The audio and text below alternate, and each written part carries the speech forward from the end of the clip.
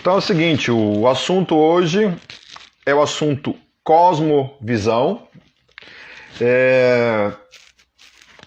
Já adianto assim que é um assunto assim muito complexo, né? Então eu estou tentando assim de certa forma sintetizar o máximo, né? E principalmente assim tentar popularizar a comunicação aqui para que vocês compreendam o assunto, certo? Se você for procurar esse assunto assim no YouTube, coloca lá Cosmovisão, você vai ter dezenas de vídeos tratando sobre cosmovisão. O problema é que muitas vezes mais se complica do que se explica, né? Então acho que dão muito floreio, rodeiam muito o assunto e não vão ao ponto, né? Que é falar do que se trata exatamente quando a gente está falando de cosmovisão, certo?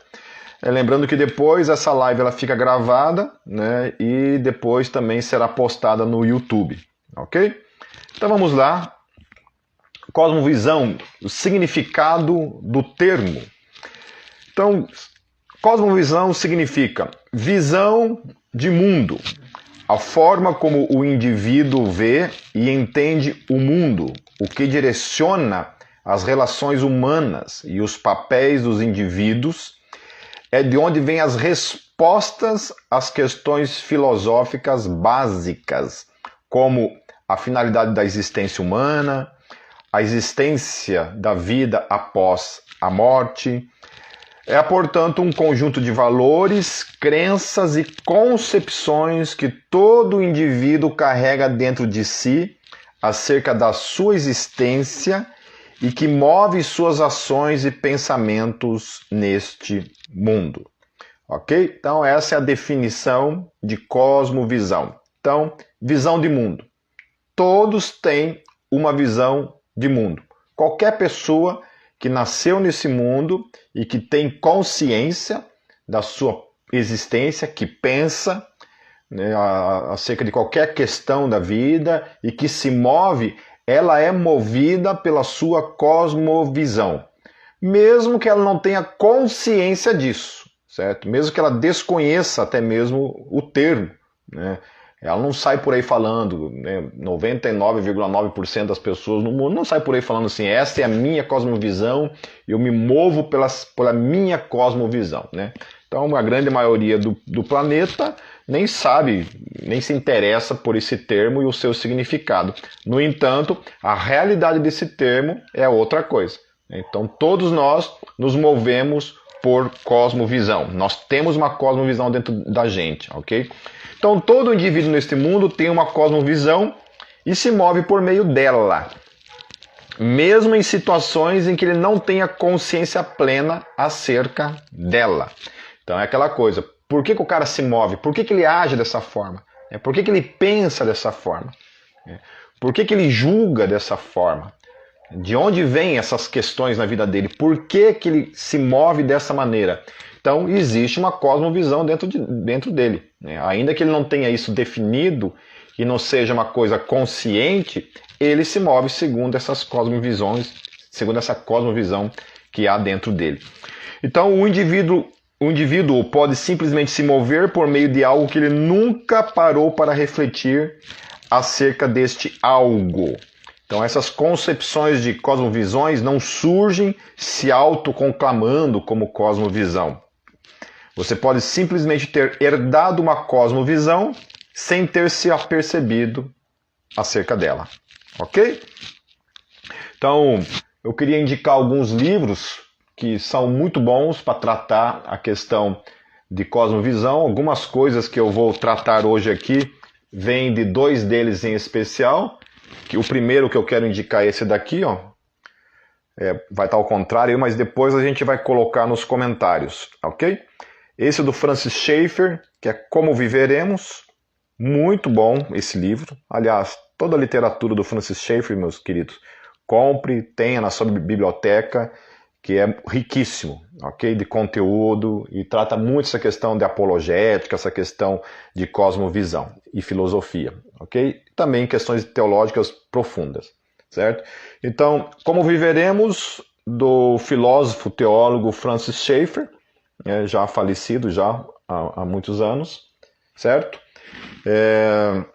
Inclusive tem uma série de vídeos do Francis Schaeffer no YouTube que você pode assistir, que o próprio nome é Como Viveremos. Você coloca lá Francis Schaeffer, Como Viveremos.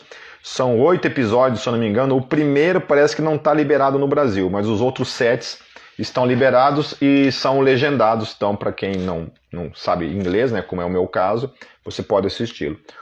O outro é esse daqui, ó, A Igreja no Século XXI, que é, na verdade, um compilado de 4 livros do Francis Schaeffer, ok? 4 livros dele estão dentro desse livro aqui, que é A Igreja no Século XXI, certo? Mas 2 deles em especial, que é cadê? A Igreja no Final do Século XX, esse daqui, e A Igreja Diante do Mundo que Observa, né?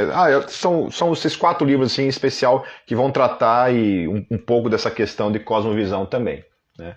O outro que é um pouco menor e foi lançada pela Monergismo, que é esse daqui, ó, Guerra de Cosmovisões, ok? A editora Monergismo hoje é a minha editora preferida, né? Se você quer comprar um livro com olhos fechados, é só você ir lá na editora Monergismo e comprar, que você pode comprar de olhos fechados, que todos vão ser excelentes, ok? E por último, esse aqui é um pouco mais pesado, né? Eu vou indicar apenas por indicar, mas é um livro muito pesado. A leitura, já adianto para vocês que não é uma leitura fácil, né? Porque é uma leitura que abrange questões filosóficas, né? Então, assim, não que estou chamando você de burro, mas realmente é difícil a leitura, né? Para quem não está acostumado, habituado com a linguagem filosófica, né, fica bem perdido, né, e é difícil mesmo o raciocínio, né, que é esse livro aqui, ó, Filosofia e Cosmovisão Cristã, do William Lane Craig, e o outro, como é que é o nome do autor mesmo? Do Moreland, né, esse aqui foi lançado pela editora Vida Nova, tá, mas olha o tamanho do livro aqui, ó, então, é um livro muito, muito intenso, ok? Então, nem sugiro você começar por ele, né? Eu acho que sugiro você começar por Francis Schaeffer, que é muito mais simples de ser entendido, né? Aí, quando você vai para William Lane Craig e o Moreland, é muito mais difícil de compreensão, ok? Cadê? Então, o Francis Schaeffer, nesse livro aí, Como Viveremos, ele tem uma definição interessante a respeito dessa questão de cosmovisão. Ele fala assim: o que as pessoas são em seu mundo de pensamentos determina como elas agem. Isso é verdade tanto para seu conjunto de valores quanto é para a sua criatividade.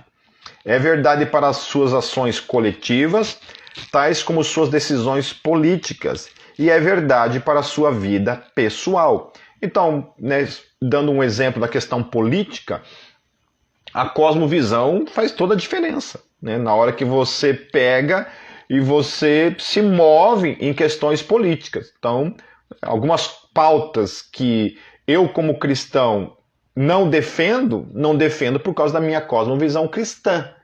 Então, por isso que para mim é meio que incabível, dentro da ótica da cosmovisão cristã, eu, como cristão, defender certas vertentes políticas e certas pautas políticas, né? Porque a minha cosmovisão não me permite, mas eu entendo que tem muita gente que acaba fazendo, né? Conseguindo, eu não sei como, né? Em algum momento na cosmovisão, e a gente vai tratar um pouco isso mais para frente, mas em algum momento na cosmovisão você precisa negociar ela, entende?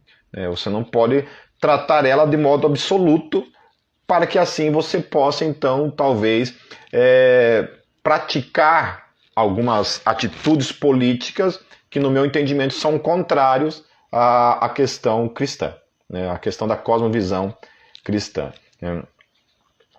Me perguntaram aqui o que eu acho de livros de filosofia tradicional e seus respectivos filósofos. Eu acho que tem muita coisa maravilhosa, né? Assim como há muita coisa perigosa. Eu acho que A gente pode dividir assim a filosofia, existe uma vertente da filosofia dentro daquilo que a gente chama de metafísica, né, que defende a existência de Deus, que defende valores absolutos, né, e tudo mais, né, trabalha as questões da lógica assim, de uma maneira, né, que a gente pode abraçar, aplicar, trazer para dentro do nosso universo cristão.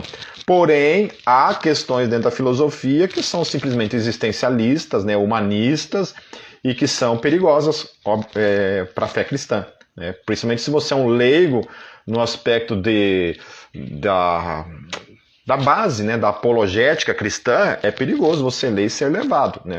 Mas há muita coisa boa, né? Inclusive, né, você pode extrair coisas boas até mesmo de filósofos ateus, desde que você tenha o discernimento e o cuidado, né, para reter aquilo que é bom, certo? As consequências de sua visão de mundo fluem por entre os seus dedos ou por meio de sua língua em direção ao mundo de fora. Então não adianta. A gente tem uma cosmovisão e isso a gente vive no nosso dia a dia, certo? É uma cosmovisão.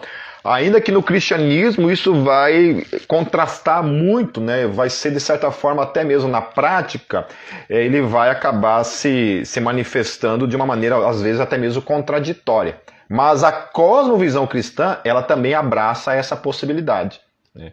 Ainda que eu tenha uma cosmovisão cristã e a minha vivência diária muitas vezes não condiz com aquilo que eu creio, ainda assim, a cosmovisão cristã, ela abrange até mesmo essa possibilidade, né? Ela está inserida essa questão da realidade de quem eu sou nesse mundo. Então, todas as pessoas têm pressupostos, né? E elas vão viver do modo mais coerente possível com esses pensamentos, mas até do que delas mesmas possam se dar conta. Então, supostamente, todos têm, né, uma cosmovisão e vai procurar se ajustar e viver dentro dessa cosmovisão. Volto a falar, ainda que ela não tenha nem consciência do que seja necessariamente cosmovisão, né? Ela nem sabe do que se trata, mas ela se move, né? Então, muitas vezes a pessoa pensa assim, por exemplo, né? Eu penso assim, né? Essa é a minha forma de pensar. Não, senhor. Geralmente, essa nossa suposta forma de pensar já é uma herança de uma cosmovisão herdada, entendeu? Herdada de alguém, ok? Se é possível ser nihilista e cristão? Não. Na minha concepção, não, ok? Mas aí eu teria que tratar sobre nihilismo de uma outra live. Os pressupostos, eles apoiam-se naquilo que a pessoa considera verdade acerca do que existe.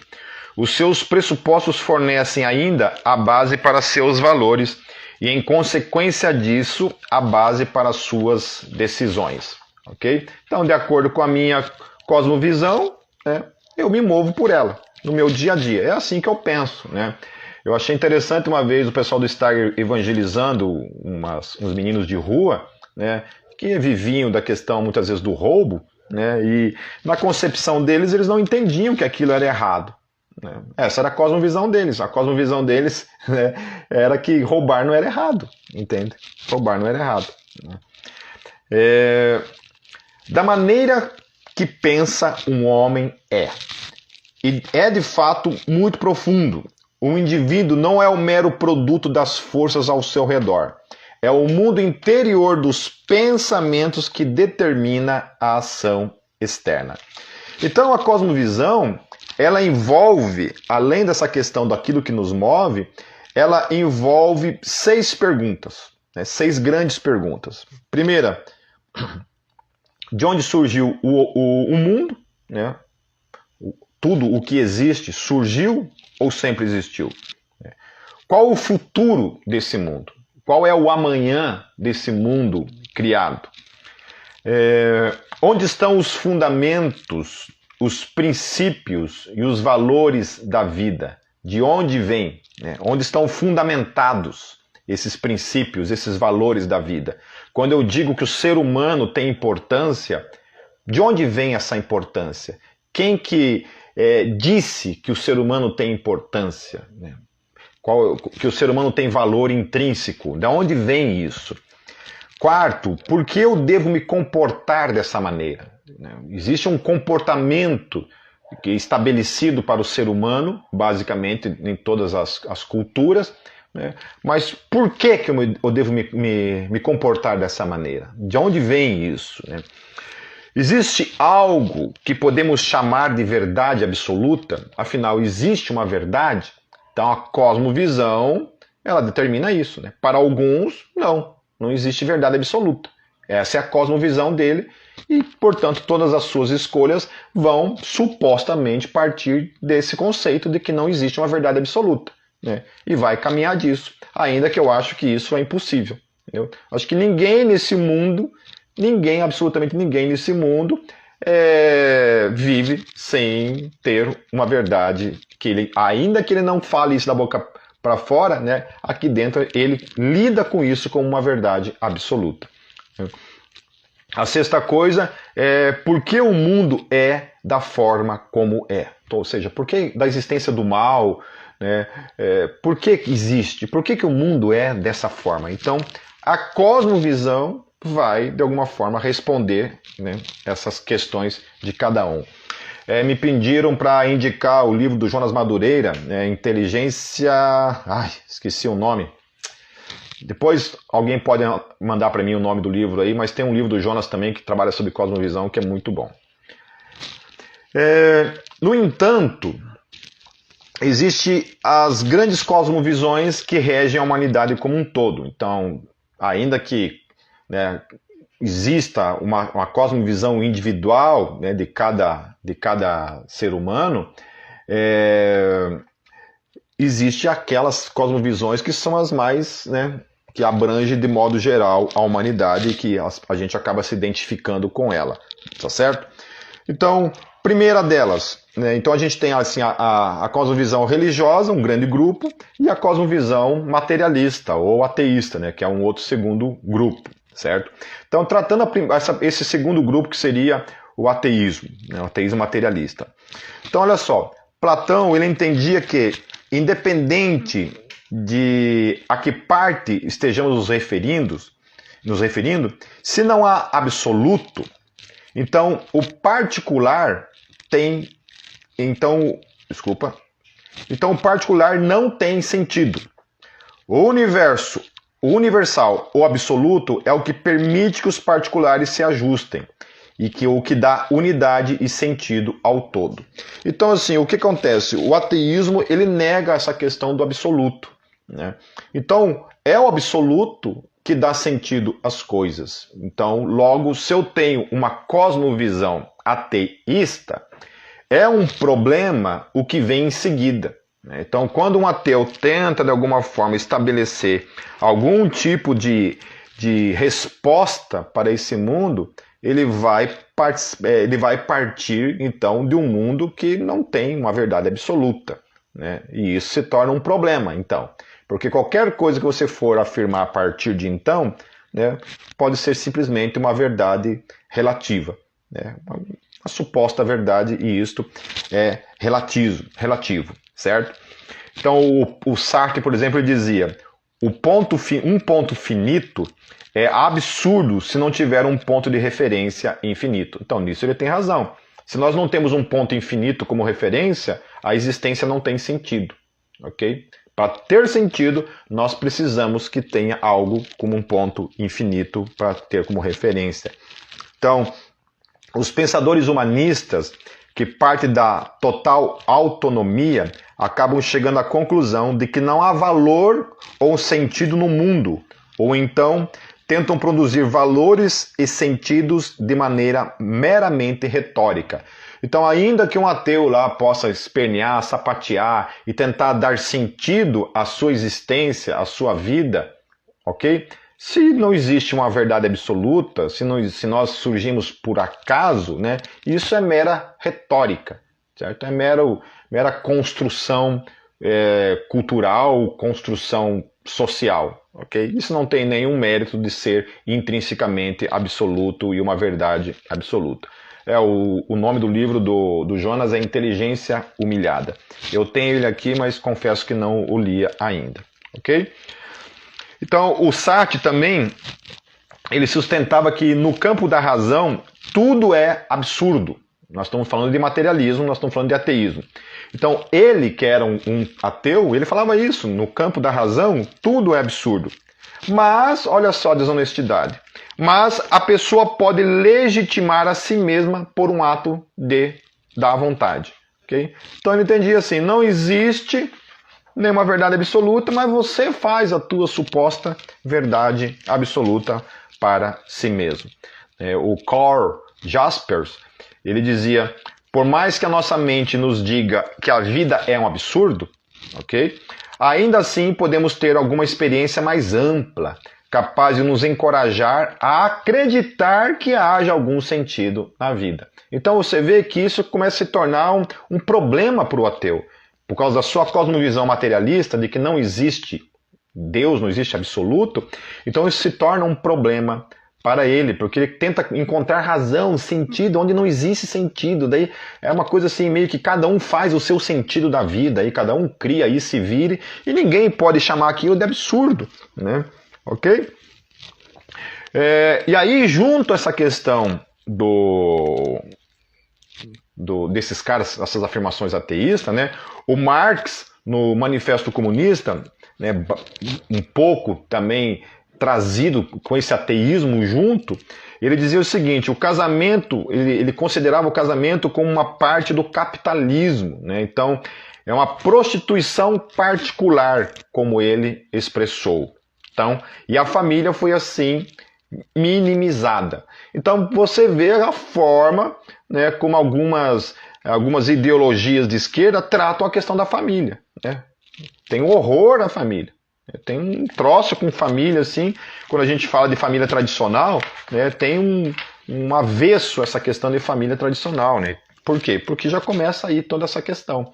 Né? A família, ela é vista como uma coisa, um fruto do capitalismo, né? Então, longe de ser aquilo que a Bíblia, obviamente, revela. E aí, também, juntamente com isso, com essa influência materialista, essa influência também ela é trazida sobre a teologia, né? E aí, por isso que eu estava falando no começo, depende da cosmovisão. Se o cara tem uma cosmovisão cristã, ele precisa negociar algumas coisas para que ele possa, então, abraçar alguns tipos de pautas políticas, né?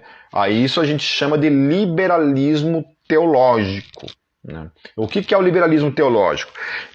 Lá no século XIX, a gente eliminou da teologia o aspecto sobrenatural da Bíblia. E só restou então a questão do Jesus histórico, ali, alguns princípios, alguns valores.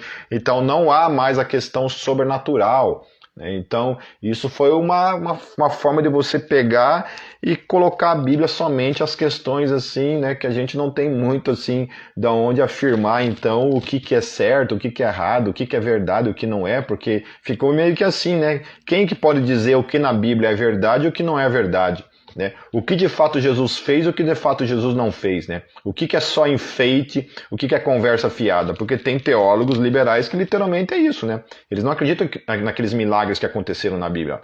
Ali foi tudo uma questão assim, meio que uma historinha ali, né? Uma invenção ali para ensinar um princípio, mas o milagre em si não aconteceu, segundo aquilo que os evangelhos falam. Então, na visão ateísta, de onde surgiu o mundo? Do acaso. Qual o futuro do mundo? Acabar, simplesmente esfriar, né? Porque essa ideia do esfriamento do universo vai acabar daqui bilhões, trilhões, quinquilhões de anos, sabe Deus quando. Ou a ausência de Deus, no caso. Então, os valores da vida não vêm de nenhum lugar. Então, respondendo a essa questão, não vem de nenhum lugar, porque é simplesmente uma invenção, é um conceito meramente humano, né? Qualquer valor que você dá vai de cada um. Você que dá o valor que você quiser à vida ou não. E ele não tem nenhum tipo de valor absoluto, certo? É um valor pessoal simplesmente e reduzido à pessoalidade de cada um. Né? Então, por que eu devo me comportar dessa maneira? Então, isso tem muito mais a ver com uma questão social, né? Cada um aí quer obedecer à sociedade ou não. Então, até fica difícil para a gente dizer se matar é errado, se roubar é errado, se prostituir é errado, né? Tanto que você vê, né? Que geralmente, assim, pessoas que defendem a questão da prostituição como uma profissão, né? Com umas coisas assim, que não tem nenhuma moralidade intrínseca ali, né? Que não tem nada de amoral na questão da prostituição. Por quê? Porque é uma cosmovisão. E dentro dessa cosmovisão materialista, isso é verdade. Porque qual que é o problema de se prostituir? Né? Qual que é o problema absoluto nisso? Não existe nenhum problema absoluto. Né? Algumas partes da sociedade determinaram isso, mas você pode discordar e ponto final. Né? Então, existe algo que podemos chamar de verdade absoluta? Não. Obviamente não, dentro dessa cosmovisão. Né? Então, por que o mundo é da forma como é? A evolução e tal, né? Tá aí. A lei do mais forte, a lei do mais fraco, então não existe o mal, não existe o bem, simplesmente a vida é o que é e ponto final, certo? Não existe nenhuma razão, nenhum sentido nela, ainda que se queira dar, mas na visão ateísta, na visão materialista, nada disso tem sentido, ok? Daí, saindo do ateísmo, a gente vai para a cosmovisão... vou colocar religiosa, entre aspas, né? A cosmovisão reencarnacionista, né? Não teísta. Por quê? Por exemplo, budismo. O budismo não acredita na existência de Deus. Na verdade, o budismo ele nem discute essa questão Deus. Essa palavra não existe no budismo. Eu estava vendo uns vídeos da monja Koen, né? Então não existe nenhum tipo de adoração a uma deidade, né? Não existe uma deidade, não existe um Deus, ok? Nesse aspecto, né? Mas ela faz uma definição assim que, me desculpe se tem algum budista aí assistindo, né? Eu acho umas coisas assim, sabe? Caminha muito para esse aspecto ateísta, assim, né? Porque é uma visão meramente materialista, ainda que se queira dar um sentido, né, às coisas, um aspecto de verdade, no meu ver, essa definição não tem sentido algum. Então, por exemplo, né, não presta adoração a uma deidade, mas é a capacidade humana de acessar a realização suprema do que é real e não o mítico imaginário. Ou seja, você está numa busca de acessar uma realidade real de fato e não algo no aspecto mítico, né? Mítico, o que seria mítico? Religioso, né? Esse aspecto de um ser, né, pessoal. Então isso não existe. Né? Então é uma busca por algo que é real, mas quem define o que é real? Né? Quem define que isso de fato é uma verdade, né? Porque até o aspecto da verdade fica duvidoso. Então é uma coisa assim muito, muito confusa. Né? Então você rejeita a revelação de um Deus pessoal e se abraça numa suposta evolução, sei lá, pessoal, entre aspas, espiritual, né, essa questão assim, meio que, né, sei lá, imaterial, ao mesmo tempo material, irreal, irreal. É uma coisa assim, sinceramente falando, eu não vi sentido nenhum ainda que se queira dar sentido nisso, né. Uma coisa eu queria fazer um parênteses assim, sempre, inclusive um amigo meu me falou esses dias, né, que o budismo é anterior ao cristianismo. Olha, se nós estamos falando de religião institucionalizada, sim, o budismo é anterior ao cristianismo no aspecto de uma religião institucionalizada. Porém, né, o budismo vem em 600 antes de Cristo, certo? 600 anos antes de Cristo. Né? Moisés é de 1500 antes de Cristo. Né? Adão, sabe Deus lá, 10 mil, 15 mil anos antes de Cristo. Né? Então, a profecia messiânica já começa lá no Éden, né? Lá quando Deus fala para Abraão, né, fala para Eva, as coisas lá, já vem uma profecia, Então Jesus, e segundo a Bíblia Sagrada, Cristo é Deus, é eterno, é antes da criação, é o Criador de todas as coisas. Então tem muita gente que fala esse tipo de coisa, né? O budismo é anterior, é como se os princípios do cristianismo não tivessem um valor acima do budismo, porque o budismo é anterior, né? Então não é isso, né? A lei vem muito antes do budismo e tudo mais, ok? Aí depois nós temos então, dentro dessa cosmovisão, a religiosa reencarnacionista teísta, né? Que é a questão do espiritismo, né? O espiritismo acredita em Deus, né? Acredita que Deus criou o universo, mas acredita nessa questão da reencarnação, né? Que você vive uma vida digna nesse mundo, tal, né? Então você tem princípios, né? Fundamentos para você viver, e algumas coisas até pegam do próprio evangelho, né? Do ensino de Jesus, mas é uma religião que se move pelas obras, né? É uma conquista humana. Você precisa evoluir espiritualmente por meio de ações, por meio de obras, para que você possa reencarnar num plano superior, né, ou numa vida melhor do que essa que você está vivendo agora, né? Então se entende, por exemplo, que quando uma criança morre precocemente, né, isso é o fruto de uma reencarnação passada a ela e que, portanto, sei lá quem que essa pessoa foi, e a colheita dela implicou, então, né, naquilo ali, né, uma morte prematura, ou às vezes nem nasceu. Então essa é uma forma de explicar e justificar essa questão do sofrimento, né, que a pessoa, na verdade, colhe aquilo que ela planta. Então, se eu sou um mendigo, né, alguma coisa fui na vida passada. Então, mas fica muito difícil você julgar isso da questão moral, né? E aí isso me implica o quê? Que a pessoa que é rica, muitas vezes ela é fruto disso, né? Fruto de uma vida passada. Então, o sofrimento não é uma questão de pecado, né? Sei lá, é uma coisa também muito confusa, certo? Bom, eu não vou ficar assim falando especificamente sobre a cosmovisão que envolve essas visões, né, essas cosmovisões. Estou dando apenas uma pincelada, passando rapidamente por cada uma delas, né? Aí nós temos a religiosa teísta, mas porém que envolve o politeísmo, né? Apesar de que hoje em dia, assim, eu acho que o último lugar que a gente pode chamar de um lugar politeísta é a Índia, né? No restante do mundo, praticamente o politeísmo foi extinto, né? Ainda existe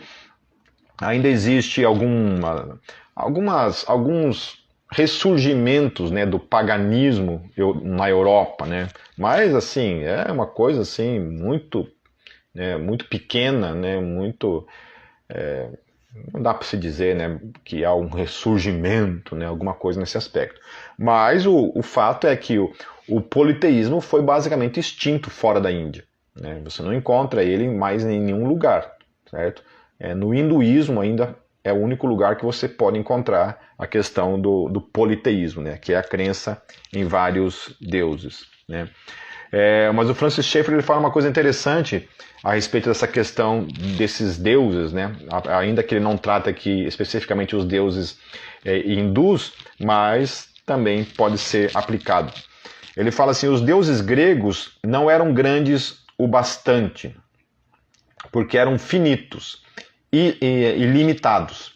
Mesmo todos os deuses juntos não eram infinitos.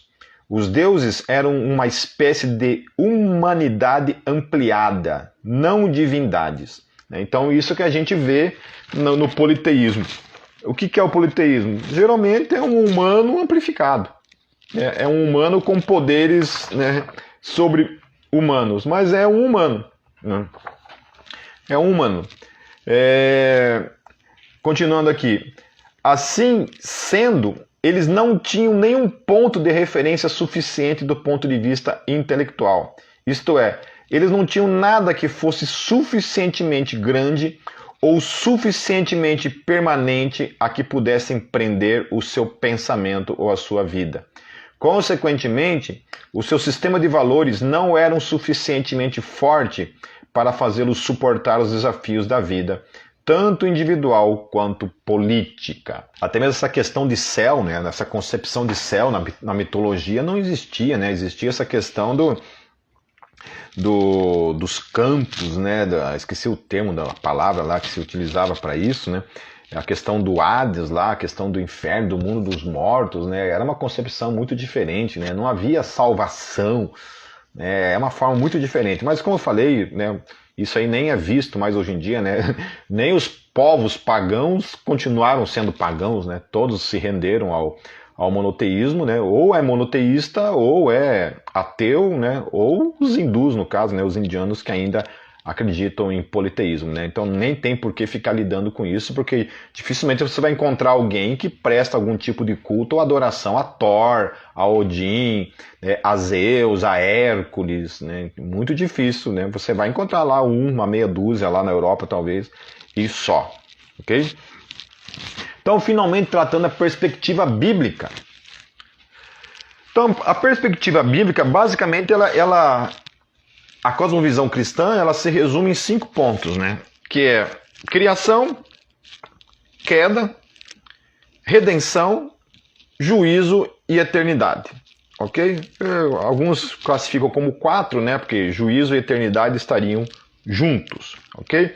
Então, esse é o caminho. Isso é o que a base da fé cristã, ou da cosmovisão cristã, ela é alicerçada sobre esses 4 pontos, né? A criação, Deus criou. A queda do homem, ou seja, o homem cai da condição original em que ele foi criado. É necessário uma salvação para esse homem, ou seja, o homem está perdido. Por isso que lá no início eu falei que a cosmovisão cristã, ela abraça até essa possibilidade que ainda que eu tenha uma cosmovisão cristã, né, e eu faça coisas ruins nesse mundo, a minha cosmovisão também me define dessa forma. Por isso que Paulo fala lá na cosmovisão, ele fala, o bem que eu quero fazer, esse eu não faço, mas o mal que eu não quero fazer, esse eu faço. Então, essa é a cosmovisão cristã, que coloca o ser humano como um pecador, né, e, portanto, necessário de salvação na vida desse indivíduo. Ok? Então, criação, queda, redenção, né, que em Cristo Jesus, e esse juízo vindouro. Então, respondendo aquelas grandes perguntas, né, tudo vai partir dessa cosmovisão. Então, em termos simples, a perspectiva bíblica consiste no seguinte, a cosmovisão cristã. Primeiro, há um Deus infinito e pessoal que existe e criou o universo exterior, não como extensão de sua própria existência, mas do nada. Então isso difere já do panteísmo, né? Porque o panteísmo fala que tudo é Deus, certo? O cristianismo não. A cosmovisão cristã fala que Deus está à parte da sua criação, ainda que ele esteja presente também na criação. Mas o universo não é uma extensão do seu ser. Ele é algo criado à parte dele. Ele criou, mas é a parte dele, certo? No panteísmo não, né? No panteísmo Deus é uma extensão. Então Deus é a árvore, Deus é os pássaros, Deus é a água, né? Deus é o que existe, né? Tá aí, certo? Já no cristianismo não, ok? Então o universo não é caótico nem aleatório, mas ordenado. Causa e efeito são reais, mas não ocorrem dentro de um sistema fechado, e sim de um sistema aberto. Em outras palavras, é um sistema de causa e efeito dentro de um período limitado. Apesar deste universo possuir uma existência objetiva,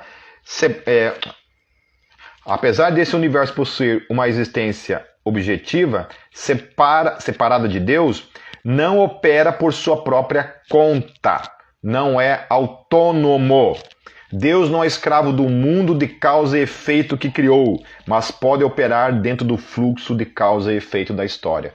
Ou seja, Deus criou o universo à parte dele, esse universo tem a sua existência, porém Deus interfere nessa existência, né?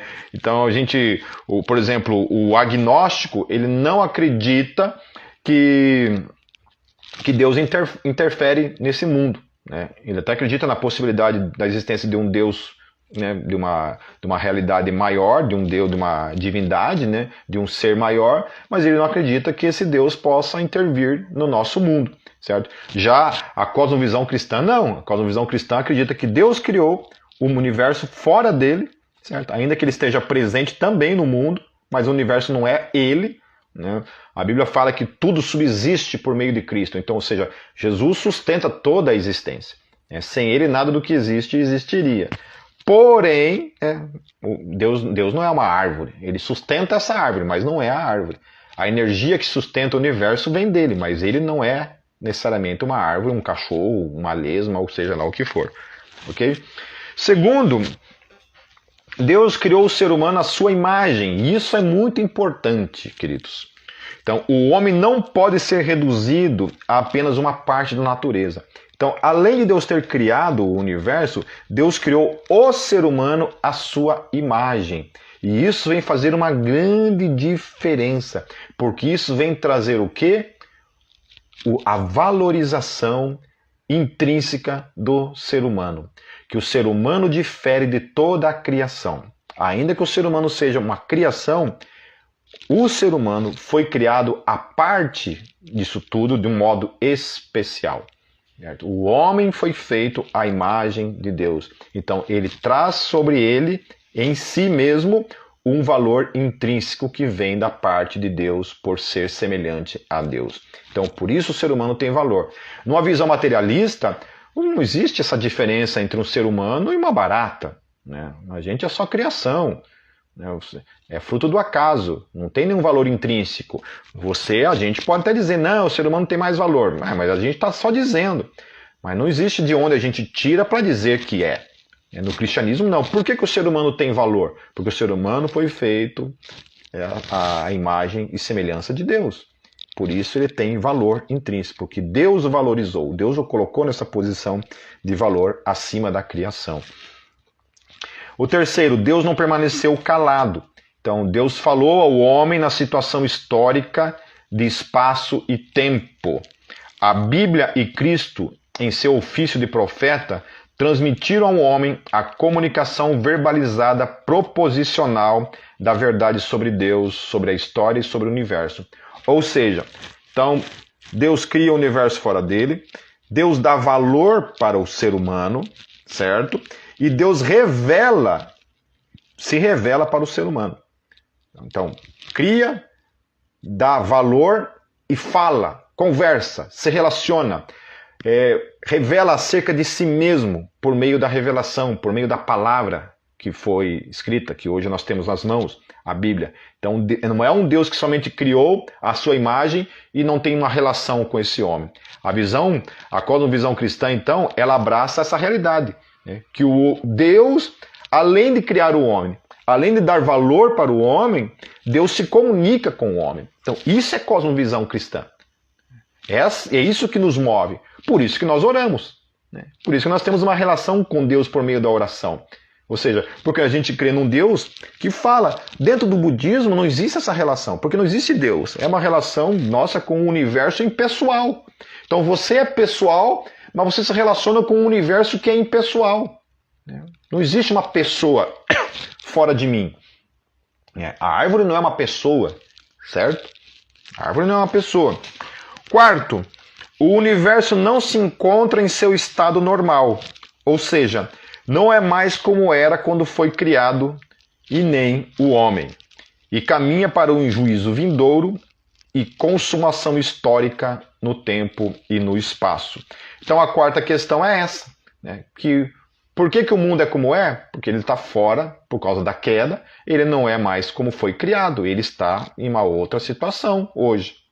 Ok? Então você tem o Deus Criador, que deu valor ao homem, que se comunica ao homem dentro de um mundo que não é como foi criado e que caminha para um juízo vindouro. Então, as conclusões da cosmovisão cristã. Vamos lá, senão não vai dar tempo, queridos. O Deus infinito e pessoal. Então, o Deus que é infinito e pessoal criou o universo. Deus criou o homem à sua imagem e semelhança. Tudo que o cristianismo sempre teve gira em torno da existência e caráter de Deus e da existência e natureza do homem. Então, o cristianismo, ele abraça toda essa realidade de que existe um Deus e que o homem é um ser caído, dentro da sua total realidade que está aí na praxis, no dia a dia. O homem caiu de sua condição e o pecado entrou no mundo. Deus se relaciona com este homem caído. Isso se sustenta sobre a base de que, ainda que Deus seja infinito e o ser humano seja finito, Deus é pessoal e eu sou pessoal e criado à sua imagem. Logo, nossa relação se dá não em sua infinitude, mas em sua pessoalidade. A oração é a praxis desta crença. Então nós temos um ser infinito que se relaciona com um ser finito, mas não baseado em sua infinitude, mas em sua pessoalidade. Por isso que é possível nós, seres finitos, nos relacionarmos com um ser infinito. Por quê? Porque nós somos pessoa e porque Deus é uma pessoa. Essa que é a diferença. Então nós temos então infinitude e pessoalidade se relacionando com seres pessoais, mas finitos. E isso não existia no paganismo. Isso não existia no paganismo grego, romano, babilônico, egípcio. Não existia essa relação. Todos esses deuses eram finitos. Eram deuses do ar, deus da terra, deus do mar, deus do vento, deus do fogo.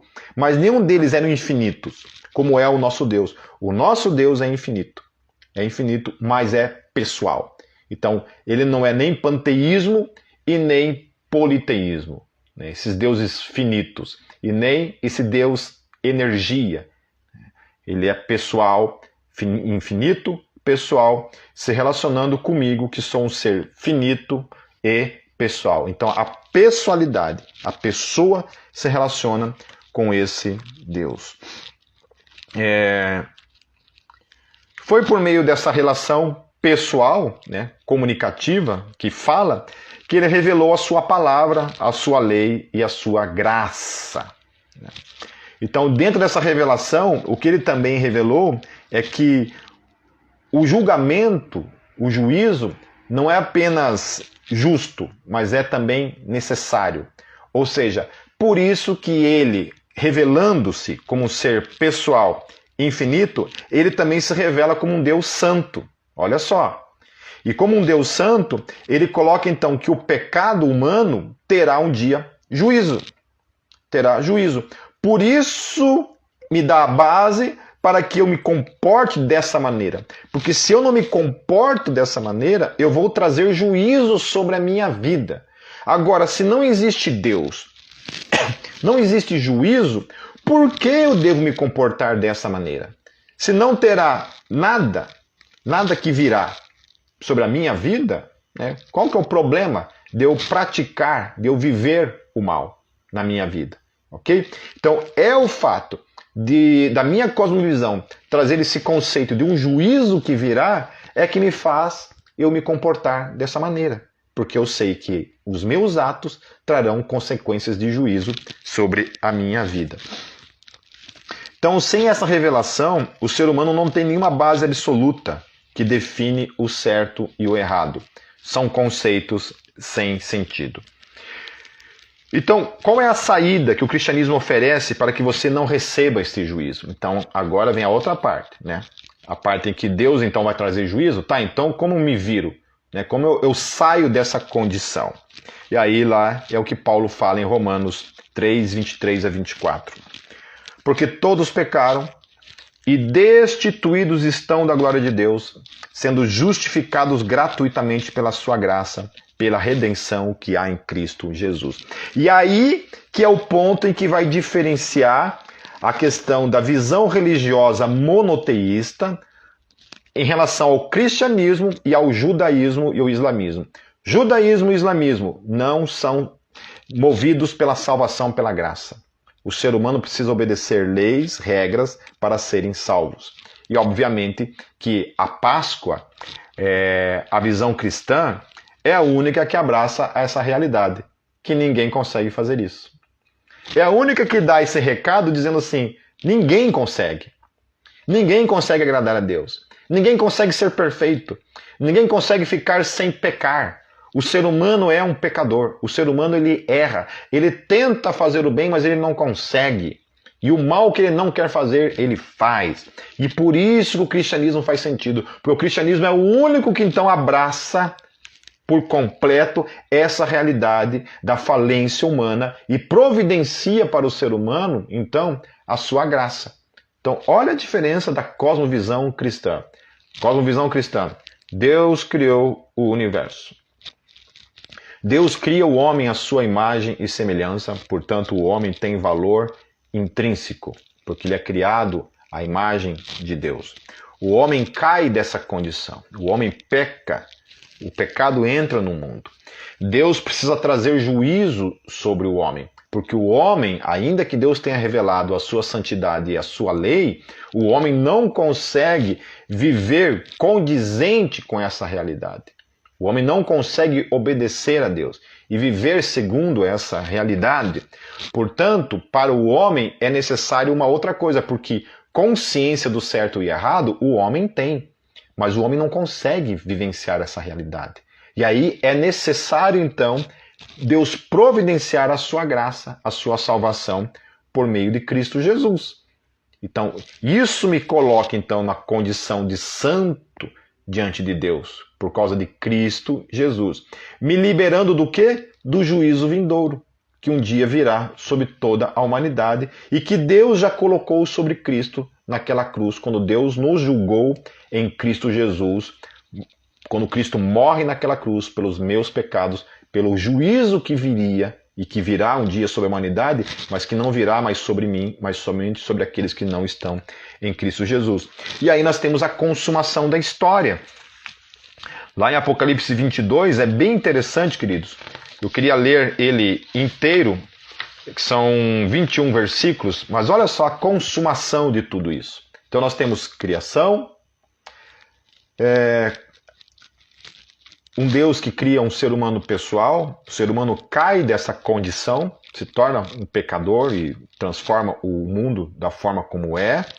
Deus revela a sua santidade, com isso vem a revelação do seu juízo para todo aquele que faz o mal, providencia a sua graça e então vem o juízo e a consumação da história.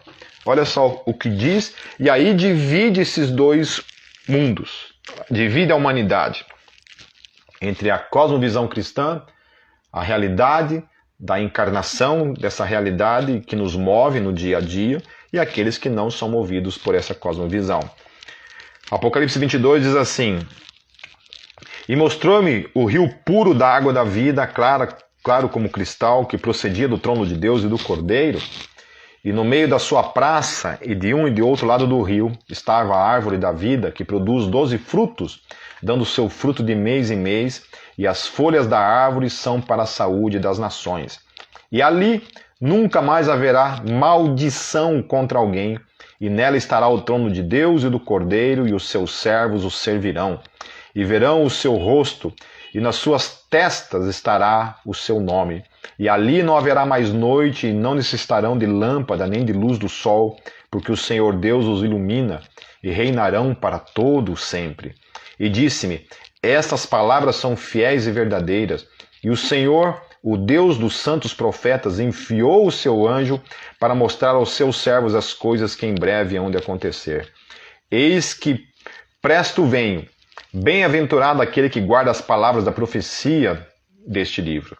E eu, João, sou aquele que vi e ouvi estas coisas, e havendo-as ouvido e visto, prostrei-me aos pés do anjo que mas mostrava para o adorar. E disse-me: Olha, não faças tal, porque eu sou conservo teu e teus irmãos os profetas. Deixa eu pular aqui. Eis que cedo venho, no versículo 12, e o meu galardão está comigo para dar a cada um segundo a sua obra. Versículo 14, bem-aventurado aqueles que guardam os seus mandamentos, para que tenham direito à árvore da vida e possam entrar na cidade pelas portas. Mas daí olha só no versículo 15, mas ficarão de fora os cães e os feiticeiros, e os que se prostituem, e os homicidas, e os idólatras, e qualquer que ama e comete a mentira. E por aí segue. Então aqui nós temos a consumação do juízo e ao mesmo tempo a consumação da salvação eterna. Então essa é a cosmovisão cristã. Então respondendo às 6 perguntas iniciais que nós tratamos, na cosmovisão ateísta, acaso, nada tem valor intrínseco, o ser humano não tem valor intrínseco absoluto, não existe verdade absoluta, portanto não existe conceito de bem e do mal absoluto, tudo é relativo, é você que define, meu querido. Você que opta e escolha se você quer obedecer regras trazidas pelo ser humano ou não.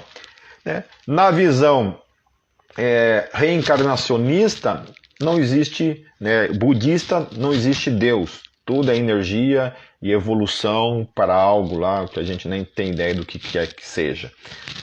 Na visão reencarnacionista, a anulação total e completa da graça, porque é impossível o ser humano alcançar um estágio de perfeição, portanto, é uma reencarnação ad infinito, certo? E nenhuma garantia total acerca de que você tenha de fato uma outra vida, ok? Já tratando a questão religiosa, monoteísta, politeísta, nós temos lá que hoje em dia somente a Índia, ainda tem essa questão do politeísmo, mas já foi uma coisa já abolida no mundo todo de modo geral. E aí dentro do monoteísmo nós temos a questão de que o judaísmo e o islamismo procuram a salvação por meio das obras, o que é obviamente contraditório, porque ninguém consegue alcançar a salvação por meio de obras. E aí o cristianismo, que vem e trata a questão da graça, traz a questão da graça para as nossas vidas. Então, a cosmovisão, respondendo às grandes questões que a cosmovisão procura abordar. De onde surgiu o mundo? Deus criou o universo. Qual o futuro do mundo? Juízo e eternidade. Juízo para aqueles que não estão em Cristo, salvação eterna para aqueles que estão em Cristo. Eternidade no inferno para aqueles que não estão em Cristo, eternidade no céu para aqueles que estão em Cristo. Onde estão os fundamentos, onde estão fundamentados, os princípios e valores da vida? Da onde? Vem da revelação bíblica. Daquilo que o Antigo Testamento e o Novo Testamento, completando a revelação, nos traz. Por que eu devo me comportar dessa maneira? Porque Deus é santo e juiz. Então, porque Deus é santo e Deus vai julgar, você deve se comportar dessa maneira. Existe algo que podemos chamar de verdade absoluta? Sim, a palavra de Deus é absoluta. Por que o mundo é da forma como é hoje? Por causa da queda, certo? Mas não foi esse o plano, a criação original de Deus. E o mundo um dia receberá juízo e nós fomos criados para um outro mundo, então, vindouro. Ok? Então, baseado nessa cosmovisão, nós sabemos quem somos, de onde viemos e para onde vamos. Então, resumindo, meus queridos, então, isso é tratar de cosmovisão, mas, como eu falei, é um assunto muito complexo e que eu tentei popularizar, trazendo numa linguagem bem simplificada, para que você possa compreender na prática o que é, sem muitos rodeios, sem muita confusão aí, sem muito floreio, para que você possa compreender acerca do que se trata. E glórias a Deus pela nossa cosmovisão, porque é a única que faz sentido. Um Deus criador, que cria o homem à sua imagem e à sua semelhança, que se relaciona com esse homem apesar de ser um ser que caiu da sua condição original. Deus se revela como um Deus santo e que julga o pecado, o mal nesse mundo. E a única forma de nós sairmos dessa condição, porque todos estão inseridos nessa condição, é a graça por meio de Cristo Jesus, providenciada naquela cruz. E um dia, Jesus voltará para julgar o universo, condenando a perdição eterna aqueles que não confessaram como Senhor de suas vidas, e salvação eterna para aqueles que creem nele. Amém, meus queridos? Deus os abençoe. Então fiquem na paz, fiquem na graça, caminhando nessa cosmovisão racional que dá sentido, de fato, à existência e responde, de fato, às perguntas que nós, seres humanos, temos. Amém? Deus os abençoe. Fiquem com Jesus.